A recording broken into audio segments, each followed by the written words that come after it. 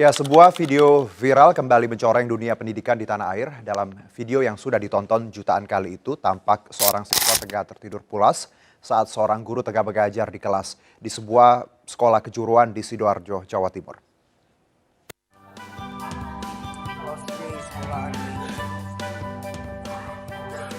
Dalam video berdurasi 30 detik yang beredar di media sosial, tampak seorang pelajar tertidur pulas saat gurunya tengah mengajar di kelas. Selain seorang pelajar yang tertidur pulas, tampak pula pelajar lain yang sibuk mengobrol dan bahkan sambil mengangkat kaki ke meja. Padahal di depan kelas guru mereka tengah memberikan pelajaran. Video yang diunggah di salah satu akun media sosial ini kontan menarik perhatian netizen sesaat setelah diupload.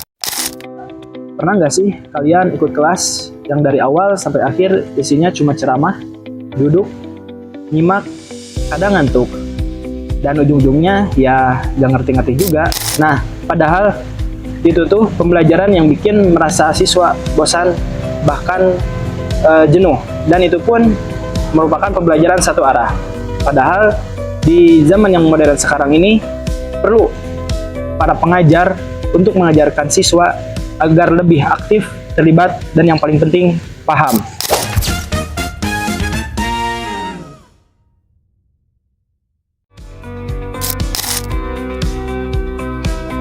Menurut data dari UNESCO, bahwa pembelajaran yang hanya menggunakan ceramah cenderung menghasilkan daya ingat siswa yang sangat rendah. Tapi, kalau dikombinasikan dengan metode yang aktif, seperti diskusi atau tanya-jawab, maka hasilnya akan meningkat drastis.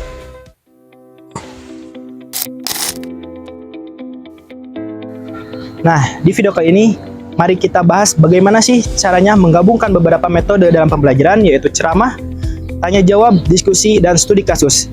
Biar proses pembelajaran itu nggak cuma ngedengerin, tetapi juga ngerti dan paham. Oke, pertama-tama mari kita bahas satu persatu metode yang tadi telah disebutkan. Yang pertama, yaitu metode ceramah. Nah, metode ceramah ini itu seperti fondasi, yang mana guru dan dosen bisa menjelaskan materi secara inti namun sistematis. Tapi ingat, jangan terlalu lama, sekitar 10-15 menit saja. Karena dengan begitu, dosen dan guru akan menyampaikan materi dengan secara ringkas dan padat dan akan mudah dimengerti. Nah, yang kedua yaitu metode diskusi. Setelah ceramah singkat, guru bisa melanjutkan dengan metode diskusi, membuat kelompok kecil, dan membuat siswanya untuk berkelompok. Dengan begitu, siswa akan berpikir kritis, bahkan mendapatkan ilmu dari teman lainnya. Metode diskusi ini cocok banget buat diskusi antar siswa. Nah, metode diskusi ini cocok juga buat berpikir siswa agar tidak jenuh saat pembelajaran. Yang ketiga yaitu metode tanya-jawab.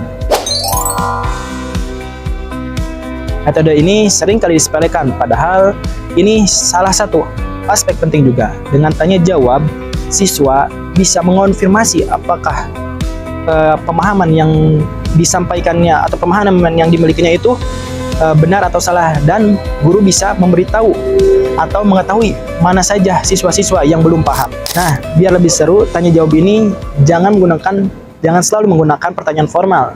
Bisa pertanyaan yang menarik ya, untuk memantik para siswa. Dan yang keempat yaitu metode studi kasus. Metode ini merupakan bagian yang sangat penting. Ini bagian pembelajaran yang nyata, karena guru bisa mengambil contoh dari studi kasus yang ada. Seperti halnya pembelajaran biologi bisa mengaitkan dengan isu lingkungan dan yang lainnya. Dengan studi kasus, pembelajaran lebih aplikatif dan hidup. Nah, kunci integrasinya adalah yang pertama yaitu ceramah sebagai pemantik awal, dan yang kedua diskusi untuk eksplorasi, dan yang ketiga yaitu tanya jawab untuk memperdalam, dan yang terakhir yaitu studi kasus untuk menerapkan. Intinya dengan integrasi ini pembelajaran tidak hanya teori tetapi juga akan terasa lebih nyata. Jadi pembelajaran akan lebih seru.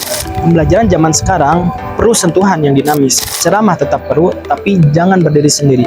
Harus bisa menggabungkan antara metode satu dengan metode yang lainnya. Kalau kamu seorang guru, pendidik, ataupun dosen, coba terapkan metode ini di kelasmu.